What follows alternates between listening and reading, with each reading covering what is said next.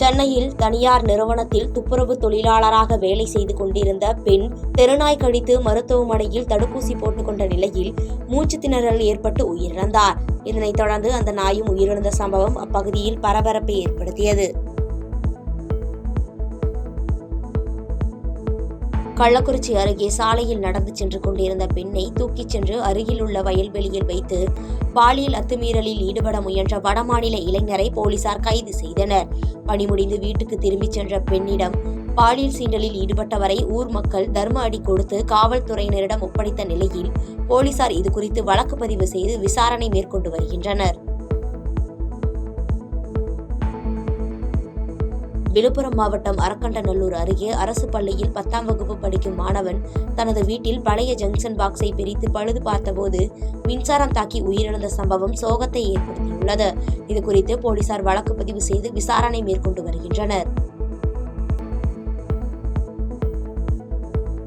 கிருஷ்ணகிரி மாவட்டம் போச்சம்பள்ளி பகுதியில் கடந்த 6 மாதங்களாக குடிநீர் வராததால் குடியிருப்பு வாசிகள் காலி குடங்களுடன் சாலை மறியலில் ஈடுபட்டனர். இதுகுறித்து தகவல் அறிந்து வந்த காவல்துறையினர் போராட்டத்தில் ஈடுபட்டவர்களிடம் பேச்சுவார்த்தை நடத்திய நிலையில் அரசு இதற்கு உரிய நடவடிக்கை எடுக்க வேண்டும் என்று போராட்டக்காரர்கள் செய்தியாளர்களிடம் கோரிக்கை விடுத்துள்ளனர். போய் சொன்னா கூட யாருமே ரெஸ்பான்ஸ் பண்றது இல்ல. போய் நம்ம கம்ப்ளைண்ட் பண்ணாலும் எடுத்துக்க மாட்டேங்கிறாங்க, செஞ்சு பார்க்க மாட்டேங்கிறாங்க. அதனால நீங்க சொல்லி எங்களுக்கு தண்ணியும் எங்களுக்கு டிஸ்ட்ரிக்ட் வசதியும் பண்ணி கொடுங்க சார், உங்களுக்கு கொஞ்சம் புண்ணியமா போகும். நாமக்கல் மாவட்டம் பாதரை அருகே பஞ்சு மூட்டைகளை ஏற்றிக்கொண்டு சாலையில் சென்று கொண்டிருந்த லாரி ரோட்டின் குறுக்கே சென்ற மின்கம்பியில் பஞ்சு உரசியதால் தீப்பற்றி எரிந்த நிலையில் லாரி முழுவதும் சேதமடைந்தது. தொடர்ந்து தகவல் அறிந்து வந்த தீயணைப்பு துறையினர் தீயை கட்டுக்குள் கொண்டு வந்த நிலையில் இந்த விபத்து குறித்து போலீசார் வழக்கு பதிவு செய்து விசாரணை மேற்கொண்டு வருகின்றனர்.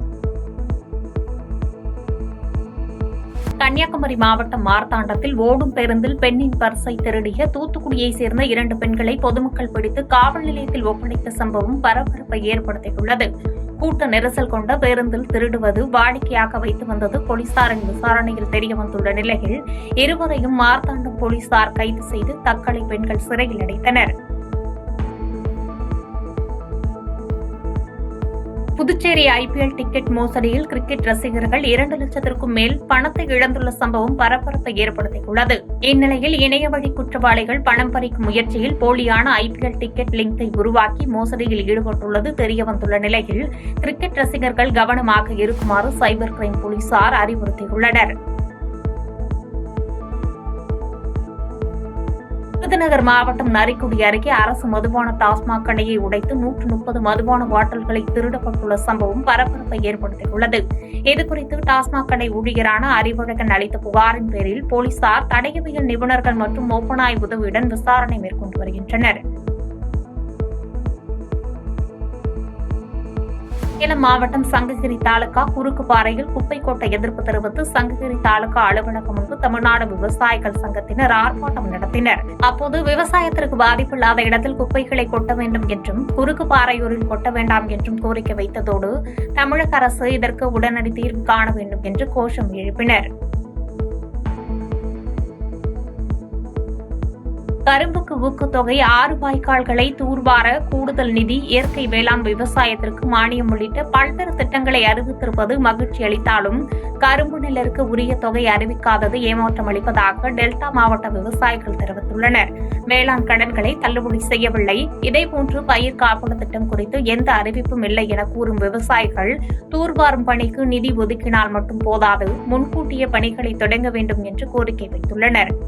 இன்றைக்கு 2025-26 ஆண்டிற்கான நிதிநிலை அறிக்கை இன்றைக்கு தாக்கல் செய்தார்கள். அந்த வகையில் கரும்பு விவசாயிகளுக்கு சிறப்பு ஊக்கத்தொகையாக டன் ஒன்றுக்கு 349 ரூபாய் உயர்த்தி கொடுத்திருக்கிறார்கள். அதை நாங்கள் வரவேற்கிறோம். அதே போல இன்னைக்கு கரும்பு விவசாயிகளுக்கு அதிக அளவு போதிய தண்ணீர் வசதி இல்லாத காரணத்தில் அவர்களுக்கு நுண்ணீர் பாசன திட்டத்திற்கு அதிக நிதி ஒதுக்கீடு செய்திருக்கின்றார்கள். அதையும் நாங்கள் வரவேற்கிறோம். அதே போல கரும்பு விவசாயிகளுக்கு இயற்கை சீற்றத்தை கட்டுப்படுத்த அது தொழில்நுட்பத்தை கையாளுவதற்கும் அதிக அளவு நிதி ஒதுக்கீடு செய்திருக்கின்றார்கள்.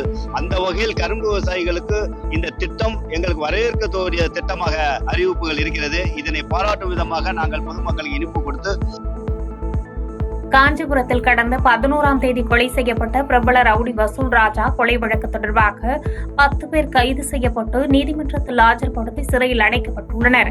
மேலும் கொலைக்கு முக்கிய காரணமாக இருந்த ரவுடி தியாகம் மற்றும் வெடிகுண்டு தயாரித்து அளித்த அசோக் ஆகியோரை காவல்துறையினர் தேடி வருகின்றனர்.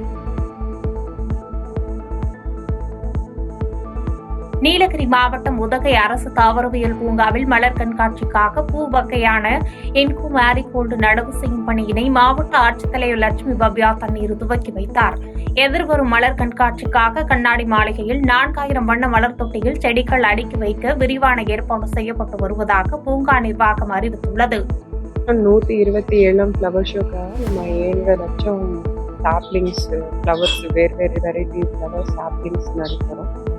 இந்த சாப்லிங்ஸ் வந்து நம்ம வேறு கண்ட்ரீஸ்லேருந்து வாங்கியிருக்கோம். ஜெர்மனி, ஃப்ரான்ஸ், போலாண்ட் எக்ஸெட்ரா இந்த கண்ட்ரீஸ்லேருந்து வாங்கியிருக்கோம். இன்றைக்கி வந்து நம்ம ஃபர்ஸ்ட் பிளான்டேஷன் பண்ணியிருக்கோம். ஃப்ளவர் ஷோ டைமுக்கு இதெல்லாம் ரெடி ஆகும். நீலகிரி மாவட்டம் குன்னூரில் 13 வயது சிறுமிக்கு பாலியல் தொந்தரவு கொடுத்த நபருக்கு ஆயுள் தண்டனை விதித்து உதகை மகளிர் விரைவு நீதிமன்றம் தீர்ப்பளித்துள்ளது. மேலும் ரூபாய் 16,500 அபராதம் விதித்து மகளிர் விரைவு நீதிமன்ற நீதிபதி எம் செந்தில்குமார் தீர்ப்பளித்ததைத் தொடர்ந்து குற்றவாளி கோவை மத்திய சிறையில் அடைக்கப்பட்டார்.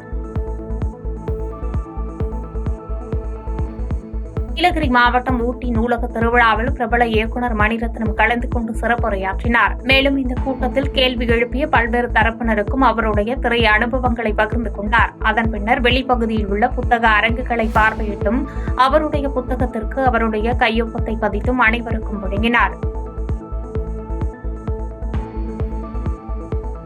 ஒட்டுமொத்தத்தில் விவசாயிகளுக்கு மகிழ்ச்சி அளிக்கக்கூடிய வகையில் வேளாண் அறிக்கை அமைந்துள்ளது என்று தமிழக வாழ்வுரிமை கட்சித் தலைவர் வேல்முருகன் தெரிவித்துள்ளார். மேலும் கடலூர் மாவட்டம் பண்ருட்டியில் வேளாண் உழவர் சந்தை அமைக்கப்பட வேண்டும் என்று தமிழக அரசுக்கு கோரிக்கை வைத்துள்ளார். பாதகம் செய்பவரை கண்டால் நாம் பயம் கொள்ளலாகாது பாப்பா. மோதி மிதித்துவிடு பாப்பா, அவர் முகத்தில் உமிழ்ந்துவிடு பாப்பா. அண்மை செய்திகளை உடனுக்குடன் தெரிந்து கொள்ள இணைந்திருங்கள் எம் நாடு தொலைக்காட்சியுடன்.